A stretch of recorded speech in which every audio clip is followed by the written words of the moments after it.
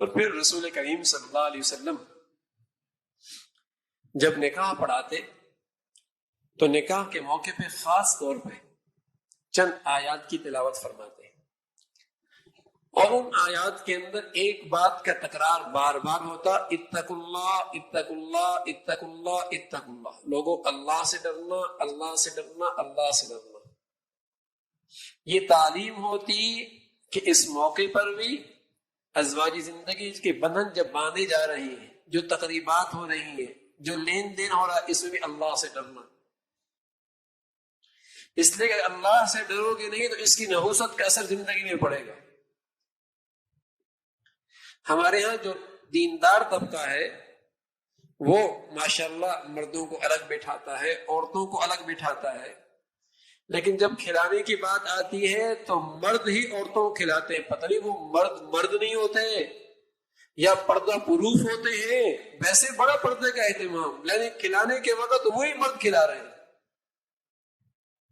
اور اس سے بڑی بدنصیبی کیا ہوتی ہے کہ دولہا کو سب عورتوں کے درمیان میں بٹھا دیا جاتا آخر میں۔ کیا مطلب ہے؟ باقی سارے مرد ہیں اور یہ مرد نہیں رہے، یا کیا سلسلہ ہے؟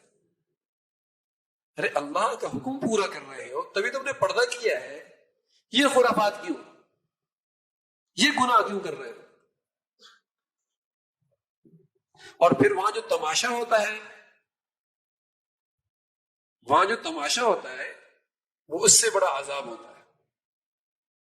میں عرض کر رہا ہوں میرے عزیزوں، یہ وہ گناہ ہیں جو ہم دینداروں میں جنہیں لوگ دیندار کہتے ہیں، یہ بڑے نیک لوگ ہیں، بڑے اچھے لوگ ہیں، ان کی زندگیوں میں، ان کی خوشیوں میں یہ اتنے بڑے گناہ ہوتے ہیں، اتنے بڑے خرافات ہوتے ہیں، پھر جب اس کی نحوست پڑتی ہے سب سر پیٹتے ہیں کہ یہ ہو گیا، تو وہ نہیں تھا۔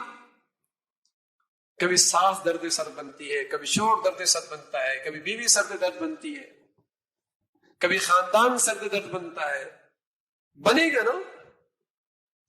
اس لیے کہ وہاں تو مقصود ہی ریا ہے، سارے شادی کا مقصد ہی ریا، دکھلاوا، شہرت،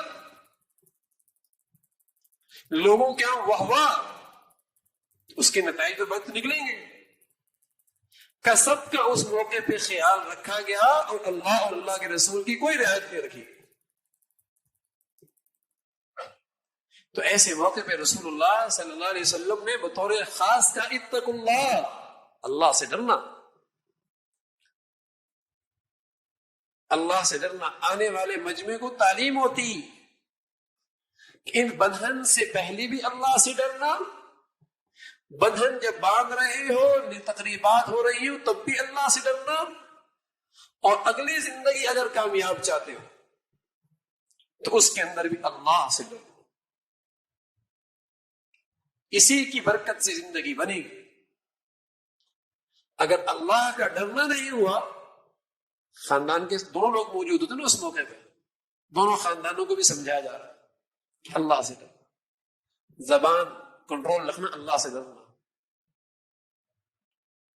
ہاں اپنے دل، اپنے کانوں کو ذرا پہرا دینا، اللہ سے ڈرنا، اپنے دل کے اندر منفی سوچے نہ آئے، اللہ سے ڈرنا، آنکھوں کو بحیا بنانا، اللہ سے ڈرنا۔ اس لیے کہ بس اب ادھر کی اٹھائی ادھر لگائی، ادھر کی اٹھائی ادھر لگائی، تو نتیجہ کیا نکلتا ہے؟ اللہ کا خوف نہیں، گھر ٹوٹ جاتے ہیں، گھر ٹوٹ جاتے ہیں۔